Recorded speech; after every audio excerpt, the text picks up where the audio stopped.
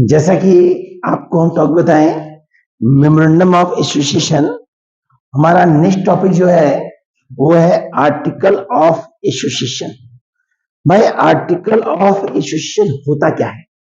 तो जैसा कि हम बताएं कि मेमोरेंडम ऑफ एसोसिएशन मतलब होता है कि कंपनी से रिलेटेड सारे डॉक्यूमेंट को एक जगह सबमिट करके रजिस्ट्रार ऑफिस में जब आप सबमिट करते हैं तो उस डॉक्यूमेंट फाइल को ही हम कहते हैं मेमोरेंडम ऑफ एसोसिएशन, जिसके आधार पे आपको कंपनी चलाने का मान्यता प्राप्त होता है।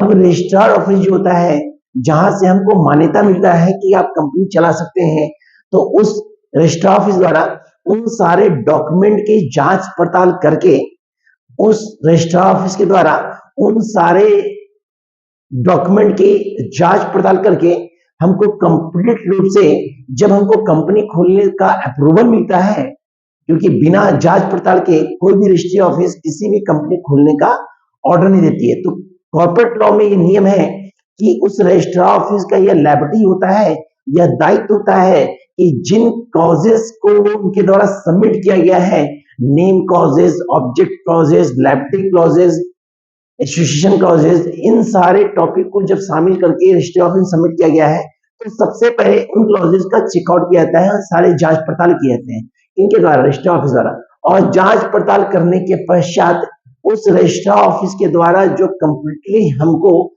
इंडियन कंपनी एक्ट 2013 के तहत जब हमको अप्रूवल मिलता है, मान्यता मिलता है, तो वही हमारा कहलाता है आर्टिकल ऑफ एसोसिएशन। क्योंकि जब तक आप आर्टिकल ऑफ एसोसिएशन को प्राप्त नहीं करते हैं, जब तक आप अप्रूवल डॉक्यूमेंट को प्राप्त नहीं करते हैं, जब तक आप रजिस्ट्रार ऑफिस द्वारा दिए गए अप्रूवल डॉक्यूमेंट को रिसीव नहीं करते हैं, तब तक आप किसी भी कंपनी को स्टार्टअप नहीं करते हैं। क्योंकि जब तक वहां से परमिशन नहीं मिलेगा, तब तक आप किसी कंपनी को खोल नहीं सकते हैं। तो मेमोरेंडम के तहत आप अपना डॉक्यूमेंट सबमिट करते हैं और आर्टिकल के तहत वहां से परमिशन लेते हैं। तो परमिशन लेना ही कहलाता है हमारा article of association. Article of association.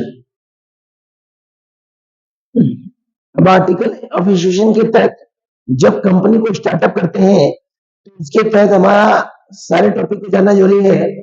जिसे हमारा है शेयर, शेयर कैपिटल, कॉल्स, ठीक है, डायरेक्टर के बारे में, कॉमन सेल के बारे में, मतलब कंप्लीट हमारा जो है उसके बारे में इंपॉर्टेंट जानना जरूरी है। जब तक वहां से हमको परमिशन नहीं मिलता है, तब तक हम आर्टिकल ऑफ एसोसिएशन के तहत कंपनी को स्टार्टअप नहीं करते हैं। तो आर्टिकल ऑफ एसोसिएशन के तहत ही हमने क्या बताया, आर्टिकल ऑफ एसोसिएशन के तहत जब हमें कंपनी खोलने की मान्यता मिल जाएगी, तो उसी कंडीशन के पश्चात उस कंपनी द्वारा, जिस कंपनी को आप खोल रहे हैं, उस कंपनी द्वारा प्रोस्पेक्टस इशू किया जाता है। मतलब जब तक हमें आर्टिकल ऑफ एसोसिएशन नहीं मिलता है, तब तक कंपनी द्वारा किसी प्रकार का भी कार्य शुरुआत नहीं किया जाता है। अब आर्टिकल ऑफ एसोसिएशन जब मिल जाता है, तो उसी अधिनियम के तहत प्रत्येक कंपनी क्या करती है, एक प्रोस्पेक्टस जारी करती है। एक प्रोस्पेक्टस मतलब होता है प्रविवरण। ये प्रोस्पेक्टस क्या होता है? प्रोस्पेक्टस जो होता है एक प्रकार का डॉक्यूमेंट होता है, एक तरह का स्टेटमेंट होता है, जिसमें उस कंपनी का डिटेल इंफॉर्मेशन होता है, जिसे उस कंपनी द्वारा चलाया जा रहा है। क्योंकि किसी भी कंपनी को जब स्टार्टअप करते हैं, शुरुआत करते हैं, तो उस कंपनी को स्टार्ट करने के लिए हमको कैपिटल की आवश्यकता होती है, मतलब शेयर की आवश्यकता होती है। तो शेयर इन्वेस्ट करने के लिए जो भी सोसाइटी में लोग होते हैं, उन्हें यह जानकारी दी जाती है कि इस कंपनी को स्टार्टअप किया जा रहा है। यदि इस कंपनी से आप जुड़ते हैं तो आपको प्रॉफिट होगा, आपको डिविडेंड मिलेगा। तो कंपनी के बारे में इंफॉर्मेशन देने के लिए, कंपनी के बारे में सूचना देने के लिए, कंपनी के बारे में जानकारी देने के लिए प्रत्येक कंपनी क्या करती है, आर्टिकल ऑफ एसोसिएशन मिलने के बाद वह मार्केट में एक प्रोस्पेक्टस जारी करती है, जिसमें प्रत्येक कंपनी अपना स्टेटमेंट जारी करती है कि वो कंपनी है क्या, उस कंपनी द्वारा किया क्या जाता है। क्योंकि उसी प्रोस्पेक्टस को पढ़ने के बाद ही हर व्यक्ति जो शेयर होल्डर कहलाता है, हर व्यक्ति जिसे कंपनी में शेयर इन्वेस्ट करना होता है, जो शेयर होल्डर कहलाता है, वह उस कंपनी में शेयर इन्वेस्ट करता है। क्योंकि बिना प्रोस्पेक्टस को रीड किए हुए, बिना प्रोस्पेक्टस का स्टडी किए हुए कोई भी पर्सन जो एक शेयर होल्डर कहलाता है, कोई भी पर्सन उस कंपनी में पैसा इन्वेस्ट नहीं करता है। अब प्रोस्पेक्टस के माध्यम से जब कोई पर्सन, जब कोई व्यक्ति शेयर इन्वेस्ट करता है, तो शेयर दो प्रकार का होता है, एक होता है हमारा प्रेफरेंस शेयर और एक होता है इक्विटी शेयर। भाई प्रेफरेंस शेयर क्या होता है? प्रेफरेंस शेयर मतलब होता है कि किसी भी कंपनी में जो भी एम्प्लॉय वर्क करते हैं, किसी भी कंपनी में वैसे कर्मचारी जो कार्य करते हैं, उनके द्वारा कंपनी के ग्रोथ के लिए कंपनी में जो इन्वेस्टमेंट किया जाता है शेयर के माध्यम से, वो हमारा कहलाता है प्रेफरेंस शेयर होल्डर। क्या कहलाता है? Preference share holder. तो कंपनी के तहत कंपनी में काम करने वाले जो भी वर्कर्स होते हैं, जो भी एम्प्लॉय होते हैं, वो कंपनी में इन्वेस्ट करते हैं हमारा प्रेफरेंस शेयर होल्डर। और बाहरी लोग यदि इन्वेस्ट करते हैं तो वो कहलाएगा हमारा equity share holder. Maximum company में इन्वेस्टर जो होते हैं वो इक्विटी शेयर होल्डर होते हैं, जिनके द्वारा कंपनी में शेयर इन्वेस्ट किया जाता है। तो वह व्यक्ति जो कंपनी में इन्वेस्ट करता है वो कहलाएगा शेयर होल्डर। यदि प्रेफरेंस शेयर लगाता है तो प्रेफरेंस शेयर होल्डर कहलाएगा, और इक्विटी लगाता है तो इक्विटी शेयर होल्डर कहलाता है। अब शेयर जो होते हैं, इन सारे शेयर को जब कलेक्ट करते हैं, इन सारे शेयर को जब जोड़ देते हैं तो हमारा वो कहलाएगा शेयर कैपिटल। क्या कहलाएगा? Share capital. तो हमने क्या बताया कि जो इन्वेस्टर होते हैं वो शेयर होल्डर कहते हैं, जो शेयर के माध्यम से कंपनी में पैसा इन्वेस्ट करते हैं, क्योंकि प्रोस्पेक्टस बिना रीड किए हुए कंपनी में शेयर इन्वेस्ट नहीं करेंगे। अब शेयर कैपिटल जो होता है, जैसा कि शेयर दो प्रकार का होता है, शेयर कैपिटल हमारा 5 प्रकार का होता है। जैसा कि हमारा शेयर दो प्रकार का होता है, जैसा कि हम जानते हैं कि शेयर हमारा दो प्रकार का होता है, एक होता है प्रेफरेंस शेयर और एक होता है हमारा इक्विटी शेयर। इक्विटी शेयर तो प्रेफरेंस शेयर जिसको हिंदी में कहते हैं पूर्वाधिकार अंश, पूर्वाधिकार अंश। और अगला जो होता है हमारा वो होता है हमारा क्षमता अंश।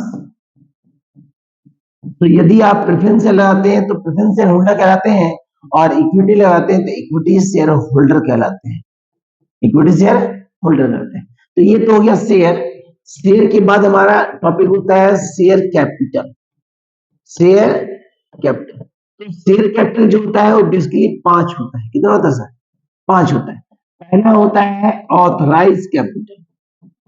पहला जो होता है वो होता है ऑथराइज कैपिटल। दूसरा होता है हमारा इश्यूड कैपिटल। तीसरा होता है हमारा सब्सक्राइब्ड कैपिटल। चौथा होता है हमारा कॉल्ड अप कैपिटल। और पांचवा होता है हमारा पेड अप कैपिटल। भाई ऑथराइज कैपिटल क्या होता है कि जब किसी कंपनी को स्टार्टअप करते हैं तो कंपनी के पास जो खुद का अमाउंट होता है, जिसके आधार पे वो रजिस्ट्री ऑफिस से, जिसके आधार पे कंपनी वो स्टार्टअप करती है, या कंपनी के पास जो खुद का अमाउंट होता है वो उसके लिए कहलाएगा ऑथराइज कैपिटल, जिसको हम अधिकृत पूंजी कहते हैं। क्या कहते हैं? अधिकृत पूंजी। इश्यूड कैपिटल मतलब होता है, इश्यूड कैपिटल मतलब होता है कि किसी भी कंपनी द्वारा शेयर होल्डर से जब परचेज किया जाता है, तो किसी भी कंपनी द्वारा मार्केट में शेयर जब इश्यू किया जाता है वो क्या कहलाएगा? हमारा इश्यूड कैपिटल। अगला होता है सब्सक्राइब कैपिटल, जिसका मतलब होता है कि जिन शेयर को रिसीव करता है, जिन शेयर को वह रिसीव करता है वो कहलाएगा हमारा सब्सक्राइब कैपिटल। कॉल्डर जो होता है, इसका संबंध जो होता है वो फर्स्ट कॉल और फाइनल कॉल होता है। और लास्ट होता है पेड अप कैपिटल। क्या होता है सर? Paid up capital. तो पेड अप कैपिटल होता है कि कंप्लीटली जब शेयर को प्राप्त करते हैं तो हमारा कहलाएगा पेड अप कैपिटल। तो जब भी आप शेयर और शेयर कैपिटल को डील करते हैं तो उस कंडीशन में आप बैलेंस शीट का चार्ट जरूर बनाएंगे।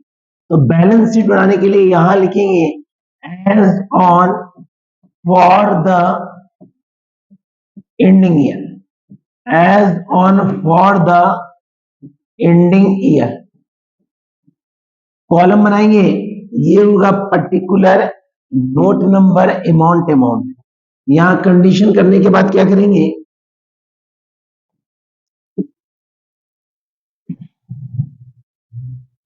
यहां लिखेंगे पार्टिकुलर, यहां लिखेंगे नोट नंबर, यहां लिखेंगे अमाउंट, और यहां भी लिखेंगे अमाउंट। सबसे पहले लिखेंगे यहां पे authorise capital, authorise capital.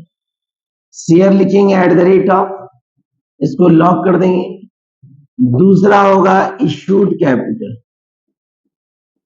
Issued capital same condition at the rate share, इसको भी लॉक कर देंगे। तीसरा होगा हमारा सब्सक्राइब्ड कैपिटल, सब्सक्राइब्ड कैपिटल, इसमें भी लिखेंगे सर। चौथा जो होगा हमारा वो होगा हमारा कॉल्ड अप कैपिटल,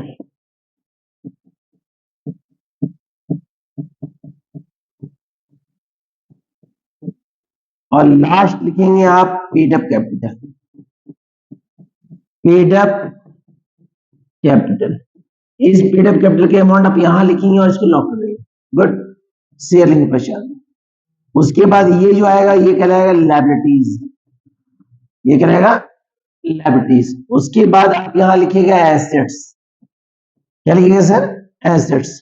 और एसेट्स में यहां लिखेंगे आप फिक्स एसेट्स, या यहां आप कंप्लीटली लिख दिए बैंक, क्या लिखेंगे? बैंक। और इसके अमाउंट यहां लिखिए, इसको लॉक कर दीजिए। ये भी हमारा एसेट्स। तो इंडियन कंपनी एक्ट 2013 एक्ट के तहत ये हमारा कंप्लीट बैलेंस शीट का फॉर्मेट हुआ। इसी बैलेंस शीट के आधार पे क्या करते हैं, हम कंपनी का रूल फॉलो करते हैं। तो हमने बताया आपको प्रोस्पेक्टस के बारे में, शेयर और शेयर कैपिटल के बारे में, शेयर और शेयर कैपिटल के बारे में। गुड, तो इस कंडीशन को आप देख लेंगे तो आपका टॉपिक कंप्लीट हो जाएगा। किसी भी टॉपिक को डील करते हैं तो सबसे पहले आप उस कंपनी के बारे में जरूर लिखें, क्योंकि वह कंपनी के आधारित, कंपनी के बेस पे ही हमारा memorandum article, article of association, prospectus, share, share capital, dividend, winding up, मतलब सारे टॉपिक को उसमें इंक्लूड किया जाता है। गुड, तो इस टॉपिक को आप एक या दो बार देख लेंगे, आपको समस्या नहीं होगा सर। ओके सर, बाकी हम नेक्स्ट वीडियो देते हैं आपको, उसको ध्यान से देख लें।